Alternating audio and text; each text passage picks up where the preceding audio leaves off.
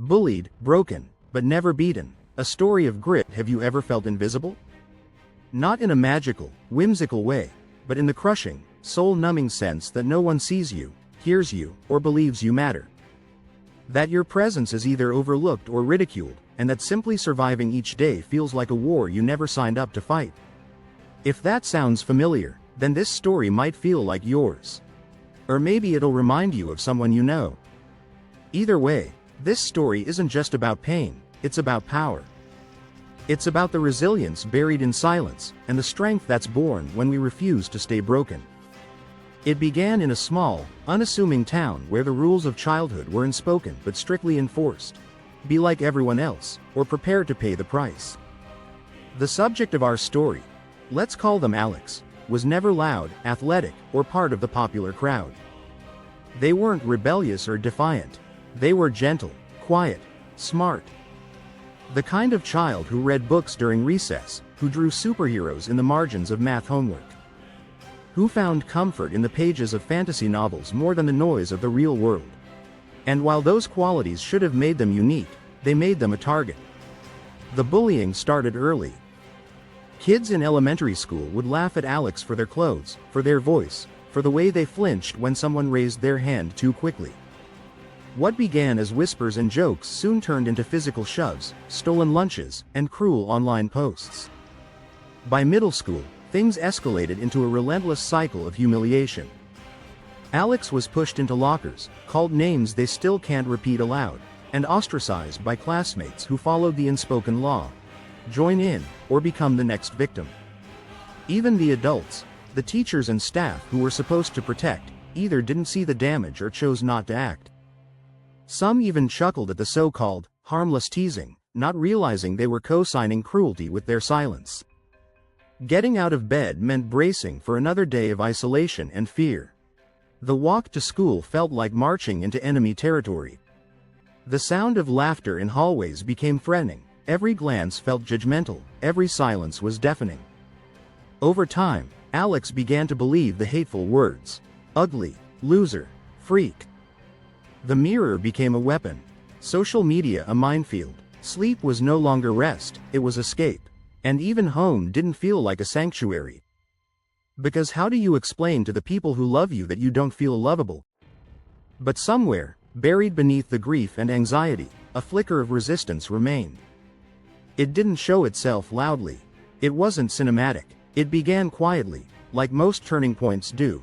One night, Alex found an old notebook and began to write. At first, it was just scribbles. Angry words, doodles, sentences that didn't make sense. But over time, the pages became a lifeline. A way to survive when everything else felt unbearable. Through those late-night journaling sessions, Alex began rediscovering a voice they didn't know they had. They started writing poems, short stories, letters they never sent. Words became their therapy when therapy wasn't available. Then something changed. One morning, instead of staying in bed, Alex tied on an old pair of sneakers and went for a run. It wasn't far, it wasn't fast, but it was something.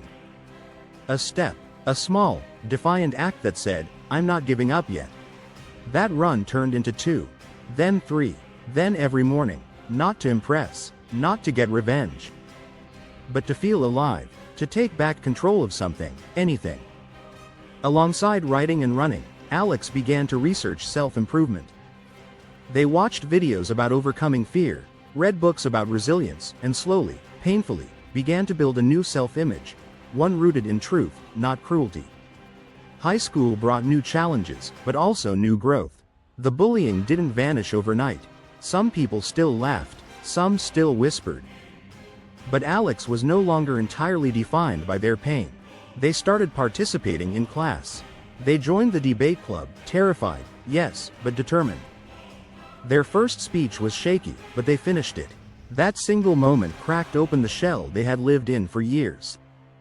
They started volunteering at a youth center, tutoring kids who struggled academically and emotionally. They became someone others turned to, not because they were the loudest, but because they understood what it meant to feel alone. The more Alex gave back, the more they healed. And yet, healing wasn't linear. There were relapses. panic attacks in quiet classrooms, nightmares that left them trembling. But they no longer suffered in silence.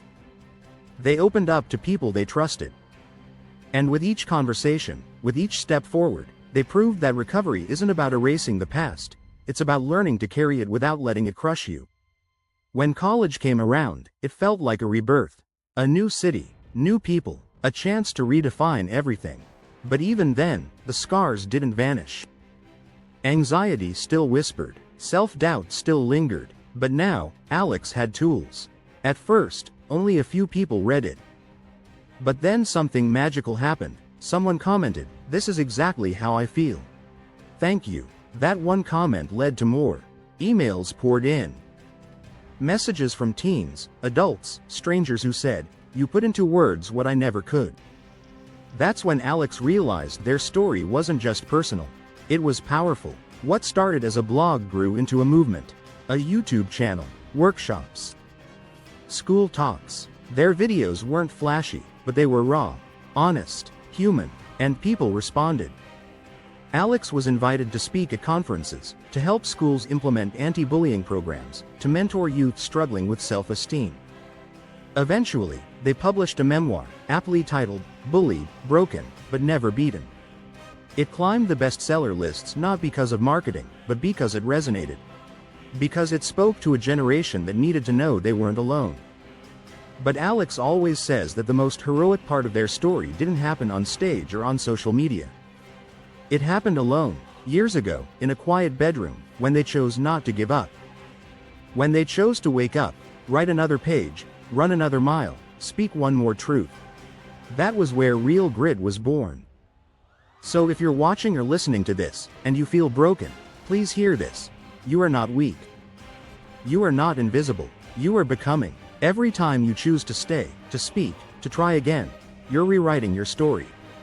Your scars are not shame, they are strength. Grit doesn't always roar. Sometimes it whispers, "Just try again tomorrow." And sometimes, it's that whisper that saves a life.